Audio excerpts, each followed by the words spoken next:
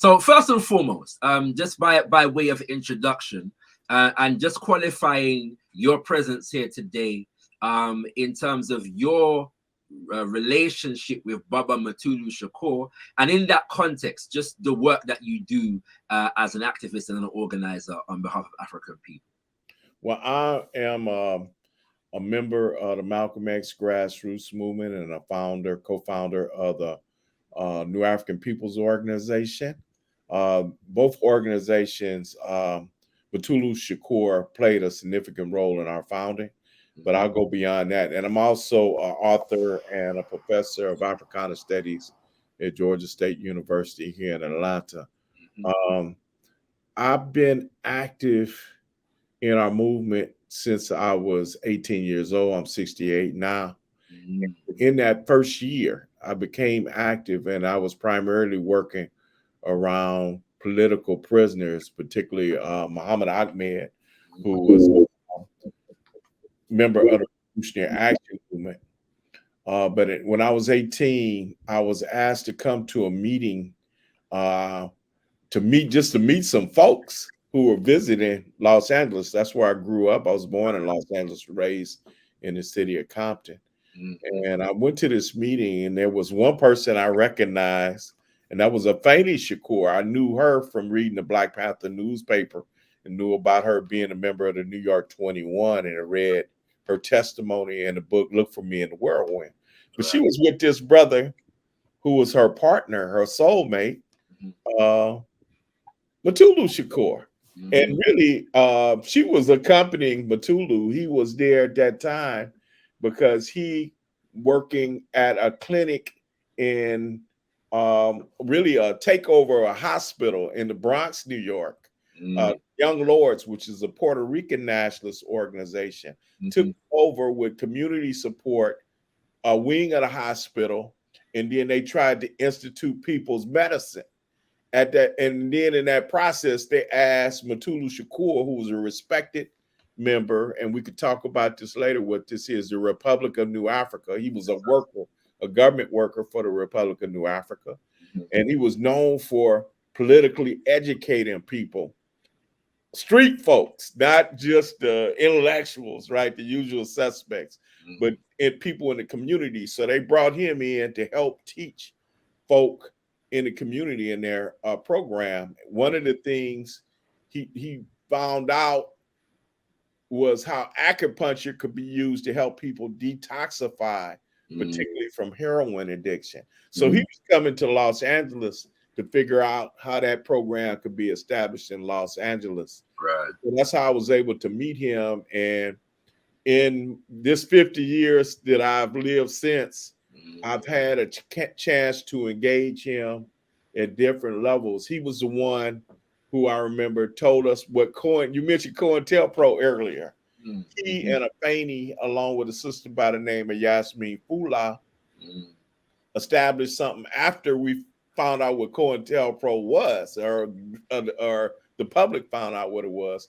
They formed a group called the National Task Force for COINTELPRO Litigation and Research. Right. We began to get information that would help people be free from captivity, right? From incarceration. People like Geronimo Gijaga, or, a lot of people know him as Geronimo Pratt, were freed because of this work that they did during that time. Yes, sir. MUTULU was doing that work.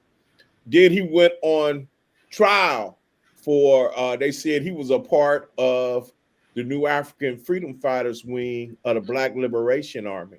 And they said that they had been taking money from armored cars and financial institutions, and contributing that money to the grassroots movement, and also to help build an infrastructure to fight against white supremacist paramilitary and terrorist organizations. They said they had also participated in the liberation of Assata Shakur from incarceration. MUTULU was acknowledged he was part of underground resistance, but he hasn't claimed any particular act and said, I did this, I did that. Okay. So I worked on the defense efforts of those particular, his case and other cases. But then in particular, when he was incarcerated, mm, and particularly when he was incarcerated here in Atlanta, I was able to go into the prison and do some educational programs. And mm. then I saw that brother work. And so Okay. whatever prison he was in, Mm, there was unity.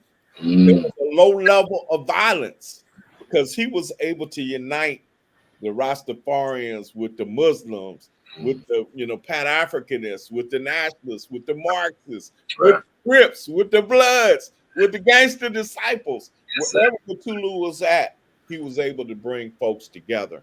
Yes, sir. Um, Part of his ability to do that was his relationship. Part of it was he was trained by his elders on the Mm, street before he went there to bring folks together. mm, You say this program comes in the tradition of the UNIA, mm, and many of them fell in that tradition, like people like Obubadika, Sonny Carson in mm, Brooklyn.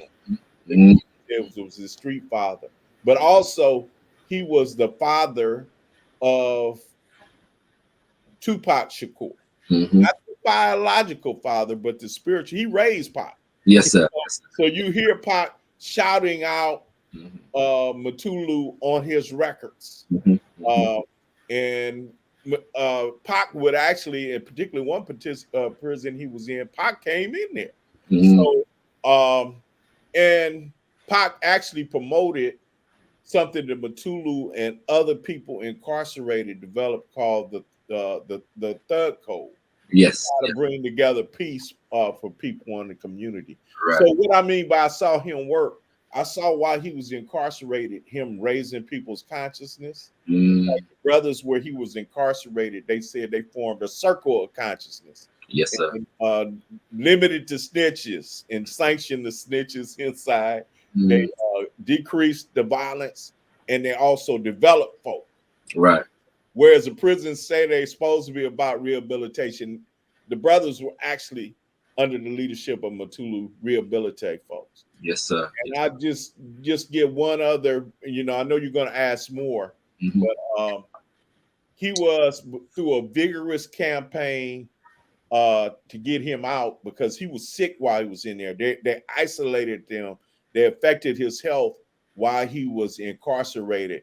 mhm, He battled strokes, mm, battled COVID, and mhm, then ultimately he battled bone marrow cancer. mhm. And we were able to finally get him a compassionate release. And there was opposition. It wasn't like, even though the doctor's stuff, records showed that his health was compromised. Matula Mm, himself said he died while he was in prison. You know what mhm, I'm saying? That he mhm, was literally dead. But mm, he was blessed. We were blessed to be able to get him out. He got mm, a compassionate release. And in the 7 months he had left on his life, I mhm. would say that Matulu was like what I jokingly call a new African Pope because everybody was trying to come get an Oh, audience with him. yes, When sir. he was in LA with his family, with his children, Right. his son Mopreme and his wife, Mopreme's wife Talia, is Yes, where sir. he lived, and people were politicians, Mm, artists, mm, activists, mm, mm. intellectuals were coming to meet and get some of his wisdom Yeah. before he passed. And he worked even with some artists to produce some music. Hopefully, we'll be getting some of that. Beautiful. And he was just teaching um, Yes. as much as he could before he was able to pass, and his loved ones were able to love on him and Yeah. support him Yes. during that last part of his life. Yes. So even though he's now rising as an ancestor, Mhm, uh, and he's no longer physically with us, I'm mm, just happy that mm, for instance, in Atlanta we have an independent school called Quilombo, and he mm. was able to have a virtual meeting with our children. You Beautiful. know what I mean? So yeah, because they had been studying about him, Yeah. for Yeah. the Yeah. past year. Yeah. So just for them to have that, Mm, uh, and that experience of having a conversation with him. Yeah. with, Yes, sir. there's something that these children will remember Yes, sir. forever. To the left.